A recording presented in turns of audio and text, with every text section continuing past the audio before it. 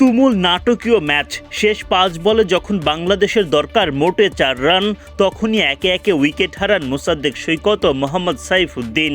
মহা চাপে পড়া দলকে উদ্ধার করেন শেখ মেহেদী। দারুণ এক বাউন্ডারিতে বল পাঠান সীমানার ওপারে। বাংলাদেশ পায় স্বস্তির জয়, সঙ্গে নিশ্চিত হয় সিরিজও। এর আগে দারুণ 50-তে জয়ের ভিত গড়ে দেন তানজিদ তামিম। তবে আসল কাজটা করেন সাইফুদ্দিন, রিশাদ, শেখ মেহেদীর মতো বোলাররা, যাদের কল্যাণে 143 রানের বেশি করতে পারেনি জিম্বাবুয়ে। জিম্বাবুয়ের দেওয়া 144 রানের লক্ষ্যে ব্যাট করতে নামে বাংলাদেশ। টাইগারদের হয়ে ইনিংস শুরু করেন তানজিদ তামিম ও সাইফ হাসান। ইনিংসের প্রথম ওভারেই মাত্র 4 রান করে ফিরে যান সাইফ। এরপর তামিম ইমন গড়ে তোলেন জুটি। আর কোনো উইকেট না হারিয়েই দলীয় 50 পার করে বাংলাদেশ।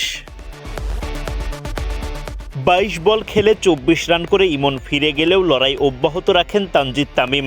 দাপুটে ব্যাটিংয়ে তামিম তুলে নেন 50। তামিম ও হৃদয়ের জুটি জমে ওঠে দারুণভাবে। দলীয় 100 পার করে জয়ের দিকে এগিয়ে যায় বাংলাদেশ।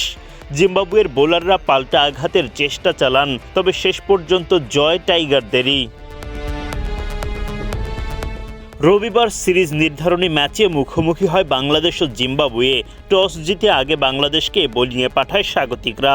ইনিংসের দ্বিতীয় ওভারে জিম্বাবুয়ের দুর্গে প্রথম আঘাত হানেন শেখ মেহেদী। মেহেদীর বলে মাত্র 5 বল থেকে 4 রান করে ফিরে যান তাদিও নাসে মারুমানি। জিম্বাবুয়ের দলীয় 6 রানে প্রথম উইকেটের দেখা পায় বাংলাদেশ। এরপর বেন বেনেট ও ডিয়ন মায়ার্স গড়ে তোলেন দারুণ এক জুটি। দলীয় 77 রানে গিয়ে বেনেটের উইকেট তোলেন মোহাম্মদ সাইফুদ্দিন। 47 রান করে মাঠ ছাড়েন বেনেট। জিম্বাবুয়ে অধিনায়ক সিকান্দার রাজাকে টিকতে দেননি রিশাদ হোসেন। 6 বলে মাত্র 3 রান করতে পারেন রাজা। রায়ান বার্লের উইকেট তোলেন আব্দুল গাফফার সাকলাইন। 7 বলে 7 রান করতে পারেন বার্ল। 129 রানে 4 উইকেট হারায় জিম্বাবুয়ে। রান আউটের শিকার হন ব্র্যাড ইভান্স। মোহাম্মদ সাইফুদ্দিন তোলেন মাদানদের উইকেট। 53 বলে 73 রান করা মায়ার্স রান আউট হলে বাংলাদেশ শিবিরে স্বস্তি ফেরে।